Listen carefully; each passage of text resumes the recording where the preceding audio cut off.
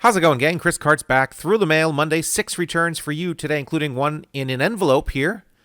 That's right. I don't normally send off cards in an envelope, but I had a nice big thick card I wanted to get signed. We'll see how that turns out here in a couple minutes. But first, envelope numero uno from Orlando, Florida. Orlando, Florida here on this second week of June 2025. Hope everyone out there had a great weekend. Wish the Mets could play the Rockies all the time.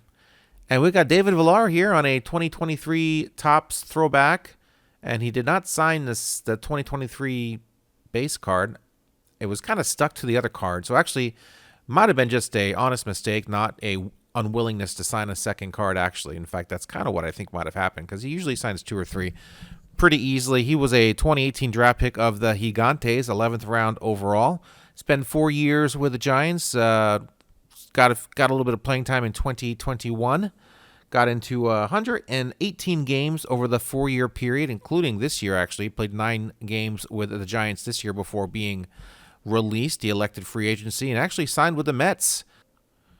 No doubt the Mets needed some depth at the minor league infield level because they called up pretty much their entire infield. Mauricio, Beatty, Vientos, and Acuna. So this is where a depth piece like David Villar comes in handy. Not too old, 28 years young. He still has a chance to hopefully turn it around and make it at the big league level, but we'll see. Great signer. There's information signing through his he must have an apartment there in Florida where he signs through, so a very good return from David Villar. Let's move on, my friends, to return number 2. Return number 2 is going to be from Las Vegas, Nevada. There you guys see it right there in the envelope. Let's tear into this and see who we have back. We've got some answered questions from Mike Vale. Mike Vale, who had 2 cards in my set, my 84 top set. 1 base, 1 traded. Signed them both very nicely in black ink. $5 a card for Mike Vale.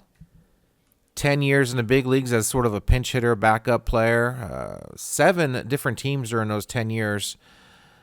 The Cubs, Mets, Reds, Expos, Giants, Dodgers, and the Cleveland Indians. Let's see what his answered questions say. Let's see here. How many autograph requests do you typically receive each week or month? He says usually about 5 or 6. Do you have any pet peeves about us requesting autographs from you? He says very happy to receive requests card. Value each and every one. So that's nice to hear, although literally values them because it's $5 a card. So I'm not sure if that was tongue-in-cheek on the on Mike Vale's part. Could have been, actually.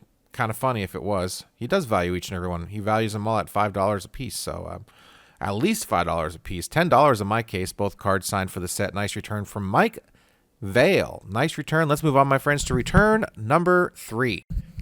All right, gang, next return is from Kansas City, Missouri, and we got something gross on the envelope. Hopefully it doesn't stain any of the cards inside. Always worried about that. That is why I send, of course, the index cards. We got some answered questions back again. That's nice to see. We got Tom Bergmeyer here. We got Tom Bergmeyer here on a 74 Topps SIG card, also signed by Ray Corbin. We also have him on a Twins team card signed by Eric Solheim, Mike Adams, Ray Corbin, and Tom Bergmeyer now is also on that. Not signed very prominently on that team card. Hopefully no one signs over it when I send it to somebody else. Tom Bergmeyer, of course, a 17-year career as a reliever. Only started 3 games during that period of time. And I always like that. Ray Corbin right there, signed right on top of his Ray Corbin facsimile signature from the 74 Topps Twins team card. He was an All-Star in 1980, Mr. Tom Bergmeyer. Answer some questions for me. Let's see here in a second what they are once I get them unfolded.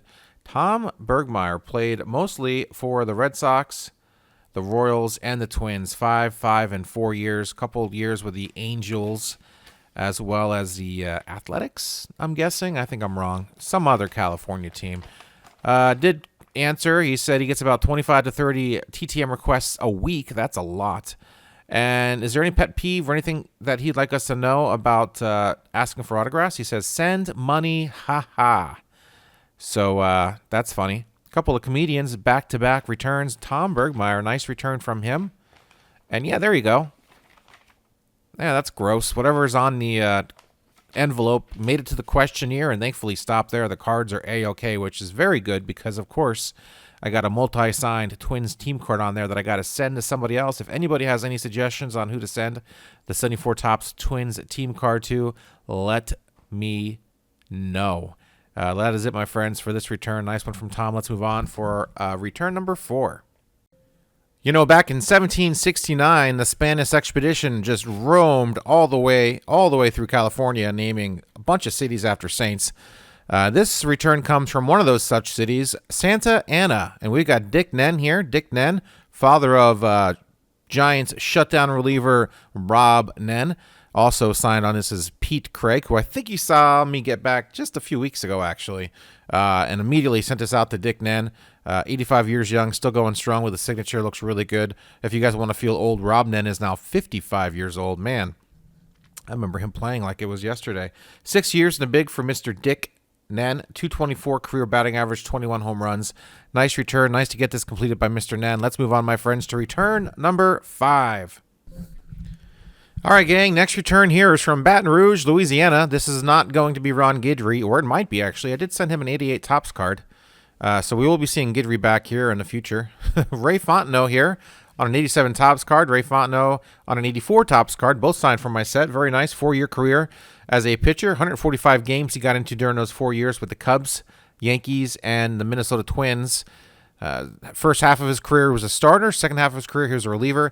He was in a pretty sweet brawl with Juan Beniquez and Rick Cerone, actually all three who have gotten TTM. That's a kind of a fun video to see on YouTube if you want to see a good fight. Cerone came up behind Beniquez and just clobbered him before he got to Fontenot, and Fontenot just threw his glove at Beniquez. So that was all sorts of fun back in the 80s. Nice return from Ray Fontenot. Glad to get Fontenot. Not Fontenot, Fontenot. Glad to get these cards signed for the set. Moving right along, my friends. We got that envelope to open up last, so let's do it. Return number 6 is incoming. All right, friends. Our last one is an envelope. I had a manufactured patch I wanted signed by a TTM legend, a Hall of Famer, and I had to send it. I sent $6 in stamps. Basically, first class from Oregon, where I am, to anywhere in the country. The most it's going to be is like just under $6. So I put 2 first-class stamps on the envelope, and I took it to the post office, and I was going to buy a $5 stamp and call it a day, and they didn't have any $5 stamps. In fact, I think they're discontinuing $5 stamps. So I got 3 $2 stamps and put it on there. So I kind of wasted 2 first-class stamps, but that's neither here nor there. It's about $6 in stamps to make it back to me. So that's what I put on the return envelope, and I got it back from Florida. Signed very nicely by Juan Marichal, great signer, 1983 Hall of Famer. Put it in this case, and of course, there it is, the manufactured patch, numbered out of 150. And I'm very excited to see these cards signed. I tried to send some cards that were a little bit thicker, a little bit harder to send in a regular plain white envelope. The Diamond Kings card came out great. Another numbered Upper Deck card came out very good. Of course, 87 years young. Great signature still. Maybe a little sign of shakiness, but not much. And look at that. The border on this card, Topps Living. These borders, if you have ever sent a Topps Living card, National League card with the black border, they always come back with white on them. They're all chipped. They look terrible. Not this one because I put it in a jewel case. So another numbered card, the Glory Days card, signed very nicely. And here it is, guys. The grand finale, the final card. The manufactured patch card, which I know some of you guys don't like. I think you don't like pulling them from packs, but if you buy them on eBay for like a couple bucks, you'll love them because you know what you're getting. You're not like disappointed. It's not like a real sort of relic, but it's nice, thick, heavy card, and he signed it beautifully. I sent him $60 and 5 cards. Sent them back very quick, actually. I think they get these bigger packages, and they probably open them first and get them out of the way and get them mailed back. I think when you send a ball or something or anything bigger than an envelope with some cards in it, I think you get it back a little bit quicker. But there you guys go. Juan Marichal. Let me know what you guys thought of this week's returns in the comments down below. Hit that like button. Of course, subscribe. I do this every single week. I've done it for the last 333 videos in a row. Juan Marichal, 10-time All-Star, 1983 Hall of Fame inductee. 87 years young, still signing. In fact, he's got a private signing coming up, which is going to be $65 for, I think, anything up to 11 by 14 and $85 for anything over that, including balls. Obviously, it's a much better deal to send him through the mail. But, of course, if you have a really nice piece, a multi-signed piece that maybe you're afraid of losing, Obviously, going and paying the extra for the private signing is probably a better deal. But anyway, my friends, there you guys go for this week's Through the Mail Monday. Hope you liked it. Put it in the books. And no, that was not the cards you saw were not the cards I sent. I did not get a video or a picture of the cards I just got back from Juan, but that is the correct address if you want to use it. $10 a card, don't forget. Anyway, guys, that is it. Thanks for watching. Hit that like button, subscribe, of course, if you haven't done so already. I do this every single week. I've done it for the last 333 weeks in a row. And what else is there to say? That's it. Comment down below. Let me know what you guys thought of this week's returns. Just 6 of them. Hopefully I'll have more next week. And let's see here. Yes, just got back from on Wednesday on my cross-country trek. Of course, we flew back. Took about 7 days. Actually, it took exactly about 7 days and a few hours to drive 4,000 plus miles from Salem, Oregon to Hellertown, Pennsylvania. Took my mom's car over there and, of course, flew back. Drove over with my brother. It was a great adventurous trip, and I have designs of adding some videos at the end of my TTM videos here in the future of sort of some of our stops and our some of our scenic vistas we witnessed and watched, and all sorts of cool stuff we did on our trip. So I'll be doing that here in the next few weeks, probably last a few months. And wasn't going to do it this weekend, so I was going to just throw a video of a video I took of a They Might Be Giants show I saw. I saw them on Friday and I saw them on Saturday. Pretty much completely different sets. A few overlapped songs, but mostly different sets for both nights. I think they did 28 songs the first night on Friday and 26 songs on Saturday, which was last night, and of course Sunday night tonight. Right now, their show probably just got over with. It's 11 o'clock Pacific Standard Time on Sunday as I'm filming this. So they did 3 sold out shows in Portland. I went to 2 of them. Very cool. Love They Might Be Giants. Some of you guys maybe know who they are. I'm going to end this video with their encore. They did the same song twice. Actually, they did Dr. Worm last night, and then they did Birdhouse in Your Soul on Friday night. So, but they did do 2 encores, and Birdhouse in Your Soul was the first encore of last night instead of the second encore. So I did film the whole thing. Held my arm up, which hurts after about 4 minutes, but I did it anyway. Kept the video nice and not shaky, and did my best not to sing so you couldn't hear my horrible voice on the recording. Did a great job. I'm going to throw that video on the end of this video just because I like doing stuff like that, and maybe one of you know who They Might Be Giants are, and if not, it's a fun group. They've been around forever, and what else is there to say? I'll be at Dynamite for my wrestling friends out there. Dynamite on Wednesday. Dynamite's 4-hour block. I think it's called Summer Spectacular or something. That's kind of how they're branding it, but it's basically just a back-to-back taping of Dynamite and Collision on Wednesday night live. I think it starts at 5 o'clock Pacific Standard Time, of course. It'll be on Max and on TBS as well. And I got my second row hard cam signs. So I'm thinking about what signs to bring. You got to bring tiny signs to the Rose Garden in Portland because you can't bring in big signs because they'll make you leave them at the door because they're too big. They don't want people behind you that can't see. So I guess that kind of makes sense. Although it's a wrestling show, who cares? None of us really care. No one's really holding the signs up for the whole show. Although I've been accused of holding up my signs up way too often, but it's always fun to hold them up and get people that come to my YouTube channel and be like, hey, I saw your sign. And then, of course, they're never heard from again because this is kind of a baseball card channel and a sports autograph type channel and memorabilia and stuff like that. But I got lots of wrestling stuff. And yes, I'm going to do wrestling videos soon. I got so many wrestling ideas, and I'm going to just probably stick them on a Saturday or a Sunday and upload them every week starting on a Saturday or Sunday, and just it'll be short videos. Obviously, if you don't have to watch them if you're not interested in wrestling, but I'm not starting on just a wrestling only YouTube channel. That's a bit much. I'm just throwing everything on this YouTube channel, so I'm not going to get that hardcore with my YouTube channels, and hopefully you guys don't get angry at me posting random content. You can always thumbs down it. That's always cool. I don't care. It's always fun when I post something different and I get a bunch of thumbs down. Like, okay, well, you didn't have to click on it. I made it quite obvious what the video was going to be before you clicked on it. You clicked on it anyway, and obviously it wasn't a TTMM video because it wasn't on a Monday. But anyway, I digress, as Taz would say. So that'll be fun. Dynamite, 4 hours of wrestling. It's supposed to be Swerve and Will Ospreay. God, they're going to have an awesome match, but it's going to be a screwy finish. I'm calling that already. And that'll be fun. So if you want to see Chris Cards in all my glory, I think I'm wearing my Sabu shirt.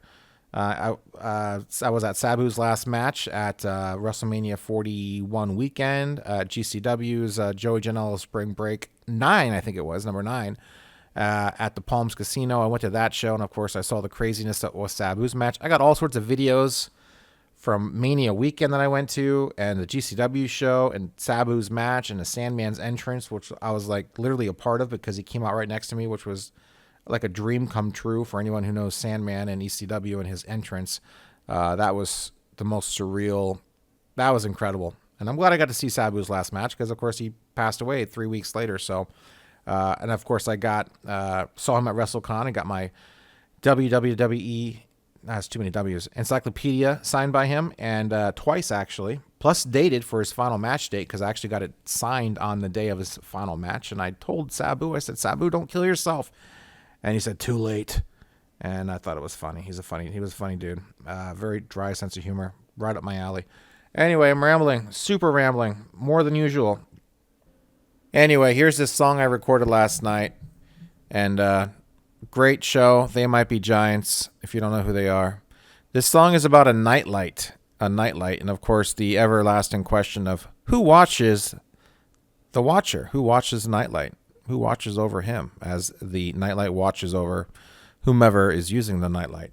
And of course, it's an adorable song because in the second verse, the nightlight muses as it looks at a picture of a lighthouse and says to himself, you know what?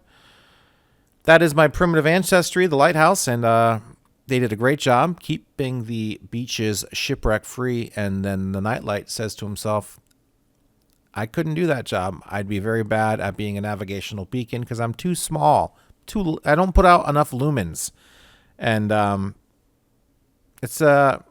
he is perfect for the job he is designed for, and that is just, the room he's in and making sure it's slightly light so anyone can find their way to the bathroom or the door or across the room in the dark without tripping over a basket of laundry or something, or things that night lights, I guess, are there to do for people, maybe for kids, to keep away the evildoers, the monsters, and the things under the bed and all that stuff. So, anyways, I'm done. I swear I'm done.